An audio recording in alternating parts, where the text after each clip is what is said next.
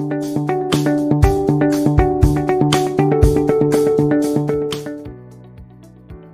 India, gender equality is very, very low. If you look at the Niti Aayog's SDG index, gender index, no state is a performing state at all. It is very low. And as Harshji said, in fact, now the situation is, worse than what it was, a year ago.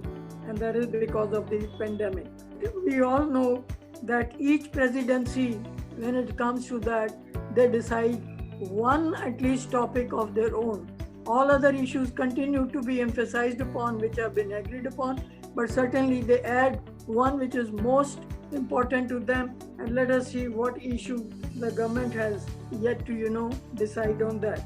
Now, as far as India's preparedness is concerned, and as civil society engagements also think, apart from the government, what are the issues that we should be taking? Of course, we are discussing amongst our groups, but what is important is that we should think of, I want to take this opportunity to emphasize upon, we should think in terms of what are the mechanisms that we can, have for that matter, where one, how do we engage with the government?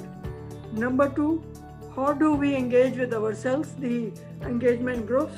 And as far as the engagement groups is concerned, I think it's very important that we have a mechanism. I suggested to Harshji earlier, and I'd like to repeat that let's have a small kind of a caucus for that matter, in which the representatives of all the engagement groups are there, so that we meet frequently to discuss what could our strategies be, how do we interact with the government, how do we pool our resources, and resources in terms of experts, in terms of conducting research, in terms of collecting data, in terms of advocacy strategies, both with the government and media and etc. When we celebrate our 75th year, remind ourselves of what are the gains that we have made over the years, right?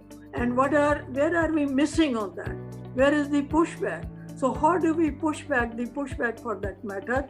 And whether it is your social sector, development issues, SDGs, we know earlier it was said that SDGs can be realized only if they are realized in India, right? Now India also seems to be going down because of the pandemic. So all these realities are there that our government is faced. They are quite positive, and very important, of course, is how do we develop the accountability mechanisms? That is very important. And apart from this partnership between the government and the civil society, what can be the accountability developments for the 25th century? So these are the issues. Of course, W20 is now also going to go into the question that what should be its priority area for when it comes to when the presidency comes to India. We are in dialogue, but the situation is such, actually speaking, there cannot be one issue that one will like to focus on. There are many issues, particularly because of this. And rightly it was said that we have not only to talk about quantitative, we have to talk about qualitative aspect, we have to talk of systemic aspect, we have to talk of structural aspect, we have to talk of financial aspect. For India, for Women 20, gender, the whole gender architecture is very important. The investment in gender is very important.